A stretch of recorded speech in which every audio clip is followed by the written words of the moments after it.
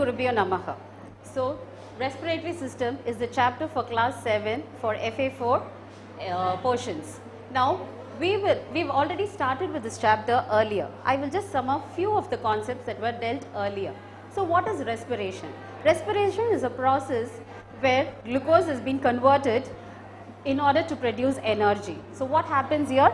Glucose is being broken down to give carbon dioxide plus water and energy.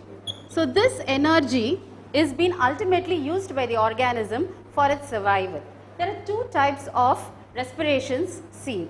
The first one is the aerobic respiration and the second one is anaerobic respiration. So, what is the difference between aerobic respiration and anaerobic respiration? Here, this process involves oxygen. So, the process takes place in the presence of oxygen to break down glucose to give carbon dioxide, water and energy. So, here complete oxidation of food takes place.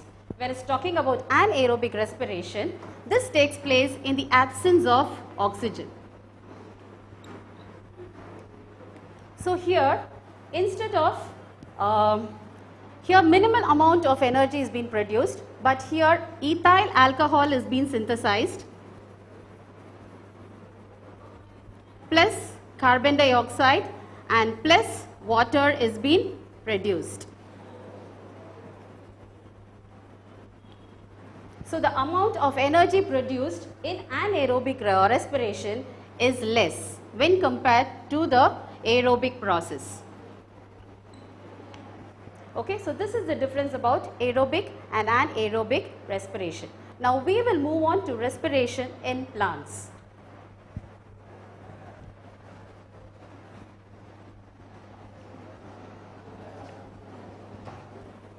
So, just like any other organism, plants also respire.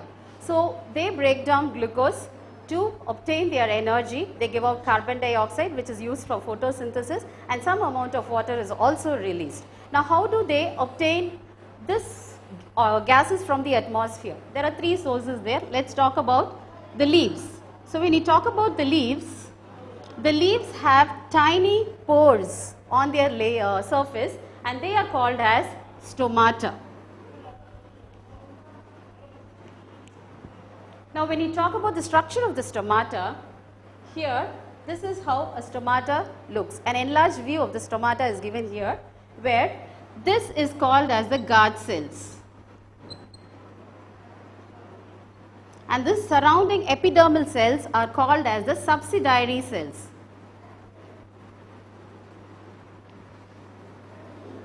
And there is a small opening that is being enclosed by the guard cells and this opening is called as the stomatal pore.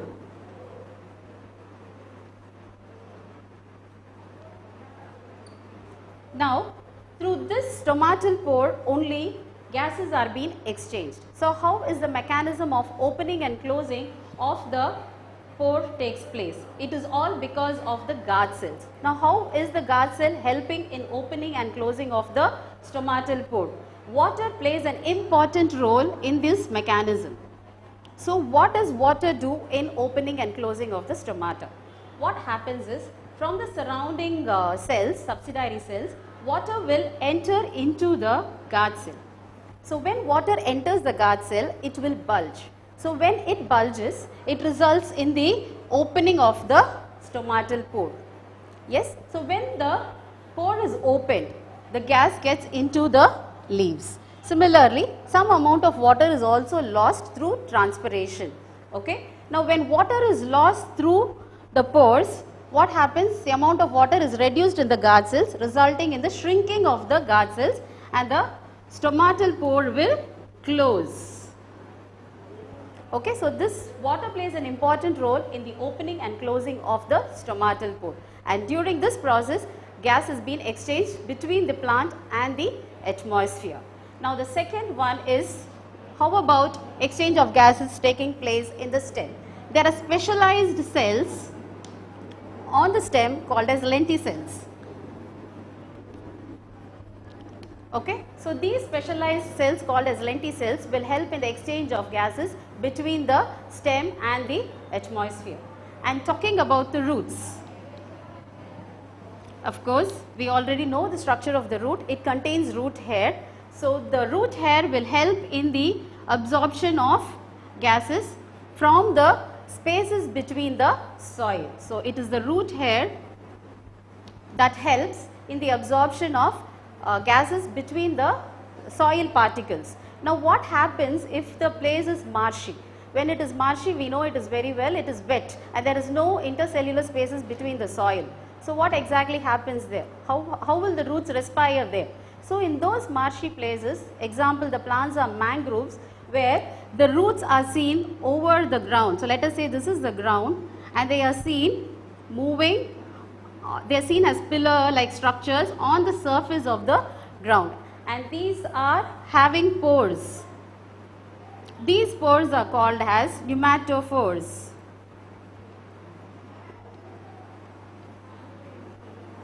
Okay, so these pneumatophores help exchange of gases in marshy places. Okay. So this is about exchange of gases or respiration in case of plants. Now let us move on to respiration in animals. So you find there are different types of animals and each animal has a different structure for respiration. So let us list out few types of respiration. So the first one is respiration through moist skin.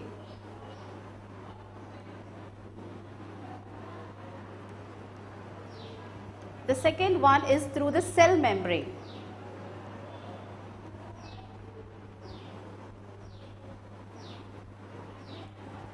The third one is through gills.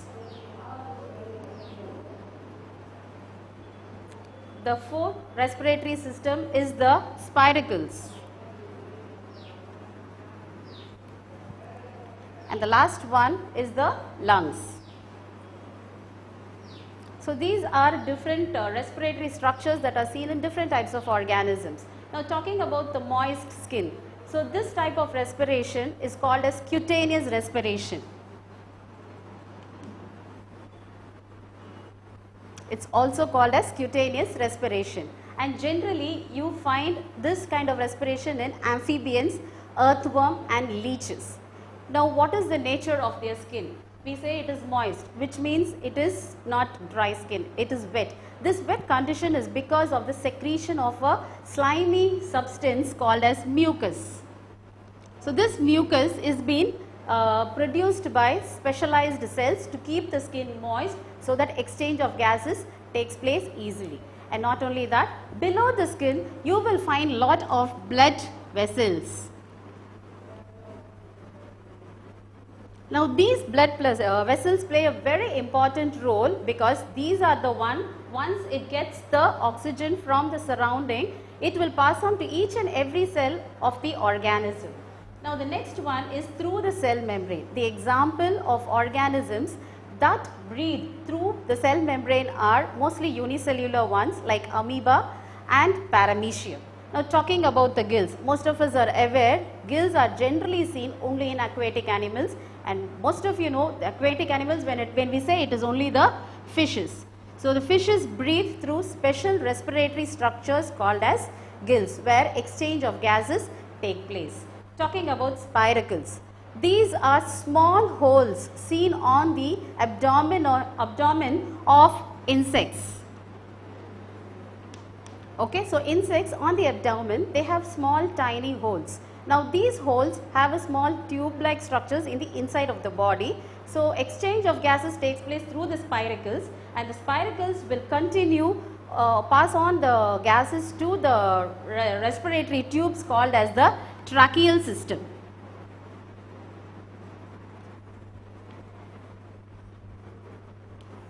And the last one is the lungs. This is a mostly highly or complicated structure seen most of the cases only in mammals. So let us talk about the structure of the lungs. So when we talk about the structure of the lungs, first it is the nostrils that you see here. The nostrils are the ones that are going to take up gases from outside the atmosphere. And these nostrils lead to a nasal cavity. This region is called as a nasal cavity. And the cavity is segregated by a septum. It has been divided by a thick structure called as a septum. And when you observe your nasal cavity, you will find there are mucus and hair-like structures. Why are this hair and mucus present there in the nasal cavity? This hair will actually clean all the dust. The air around us is absolutely very dusty and dirty. So the body cannot take up air as such. So this hair on the nostrils will actually filter all these dust and send the air to the further respiratory system. The mucus will bring the air of the surrounding to our body temperature. The atmospheric air can be cool or it can be warm, but our body temperature is always constant. So this mucus has been secreted in order to bring this air of the surrounding to our body temperature. So once it reaches the nasal cavity, you can find here the nostrils are here. It goes through the nasal cavity. So now we will see the structure of the respiratory system. So here we have the nostrils, which leads to the nasal cavity, and that leads to the pharynx. Pharynx is a common chamber for the esophagus and also for the windpipe. Okay, and then this pharynx is actually followed by the larynx. Larynx is nothing but it's the voice box which will enable you to speak. Now there is a small flap-like structure called as epiglottis, which is seen at the top of the larynx. This will actually close the larynx when food is being swallowed, so that it can pass through the esophagus and not into the trachea. Now you can find trachea here, and there are difference in the color. So these light green structures are cartilaginous rings. Now what is the role of this cartilaginous rings? This will prevent the trachea from collapsing. Why will the trachea collapse? Because there is a difference in air pressure. The atmospheric pressure is high when compared to that of the internal tracheal system. So what happens, this difference in air pressure might enable the trachea to collapse. In order to prevent that collapse, what happens, these small structures support the trachea. Now this trachea will actually divide into two, and those structures are called as bronchi. Now the bronchi will enter into the lungs on either side. The lungs have an outermost membrane called as the pleural membrane. Okay, so it has been having a membrane called as the pleural membrane, and this bronchi that enters the lungs is further broken down into or divided into many branches called as bronchioles. Okay, and the bronchioles are further ended or terminated by a structure called as air sacs or alveoli. So this is the region where exact exchange of gases take place. Okay, this air sac is richly supplied with blood vessels. You can see an enlarged view of the alveoli where exchange of gases will take place. You can find there are a lot of blood capillaries seen surrounding the alveoli. Now what exactly happens? How is this exchange of gases taking place in the alveoli? It is based on the concentration. So the air that you inhale contains, this is inhaled air. The inhaled air contains around 21% of oxygen and around 0.03% of carbon dioxide, and the air that we give out, exhaled, contains around 16% of oxygen and around 5% of carbon dioxide, and some amount of water vapor is also being sent out. Now you can see this difference in the carbon dioxide and oxygen ratio. So based on this concentration difference, exchange of gases take place. Let me give you an example. Let us think this is the alveoli. Okay, and this is surrounded by a blood vessel. Okay, so let us say this is the blood. The blood has carried carbon dioxide from different parts of the body, and the concentration of carbon dioxide is more in the blood vessel. Okay, and the inhaled air will only have less concentration of carbon dioxide, isn't it? So what happens? The concentration the movement of molecules always takes place from a higher concentration to a region of lower concentration. So this carbon dioxide will move from the blood vessels into the alveoli. Okay, so it's the same thing happening in case of oxygen also. The concentration of oxygen is more in the alveoli. Okay, because it contains inhaled air, and you can see the composition of the oxygen. Okay, and outside contains very less oxygen. So what happens? Oxygen from the alveoli will start moving from the alveoli to the blood vessel. So this will help in the exchange of gases. Okay, so again I repeat, this process is called as diffusion.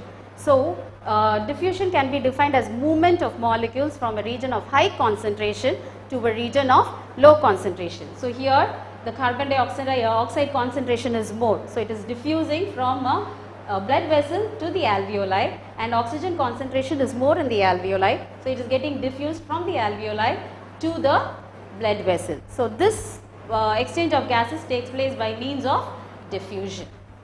Now we will talk about respiration. Respiration involves two phases or stages. One is called as external respiration.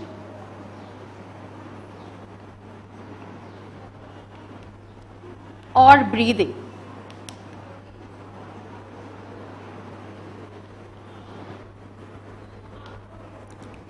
And the second one is internal respiration,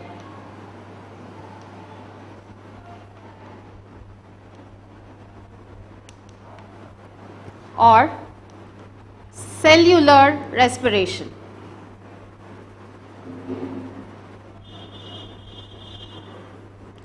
Okay, so when we talk about external respiration, it is nothing but inhaling air and exhaling of air, taking in of oxygen and giving out of carbon dioxide. Okay, so that's called as external respiration. How is this process taking place?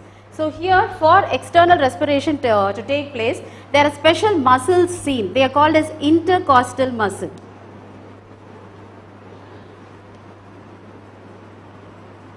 So in this diagram, you can see the ribs here. Okay, so these lungs are situated within the ribs, and between the ribs you will find these muscles called as the intercostal muscles, and at the base you find the diaphragm. This diaphragm will actually separate the abdominal cavity from that of the thoracic cavity. Okay, now what exactly happens at the time of inhalation? Okay, these muscles will contract. The muscles will contract. So what happens? The thoracic cavity must enlarge. So what these rib cage, the ribs will actually move upward. The ribs will move upwards and forward. You can feel this. When you purposely inspire air, when you take in air, you can feel your chest moving up. So which means the ribs are moving upward and they are forward. Okay, and similarly, when these intercostal muscles are contracting, the diaphragm will become flat. You can see it is actually in a C-shaped inverted structure. This will come down. So what happens? This thoracic region will be enlarged so that it can take in more of air. Okay, so this happens at the time of inhaling air. When you exhale, what happens? It's the opposite of inhale. So when the air has to be pushed out, the thoracic cavity has to be reduced. In order to do that, the muscles that contracted will relax. So here the muscles will relax. Okay, and the ribs that which opened upward and forward will move backward and downward. You can feel when you give out air, your chest will move in. Okay, so this will move downward and backward. And what about this diaphragm that came down? So that will be moving upward. Okay, so it comes back to its original position, resulting in the pushing up of air from the lungs through the nasal or the nostrils. Okay, so this is called as external respiration. Now, what is internal respiration? This we are already aware of it. It is nothing but cellular respiration. Cellular respiration is your aerobic and anaerobic respiration that is taking place in the cells. I already told you how the capillaries or the blood vessels are taking the air from the alveoli to different parts of the cell. There are specialized structures in each and every cell which will take up this oxygen to break down the glucose and to produce energy, carbon dioxide and water. So that is called as internal respiration. So both aerobic and anaerobic respiration are the internal respiration or cellular respiration. So respiration plays a very important role because this taking in of oxygen for breaking down of food to provide energy, only then an organism can survive.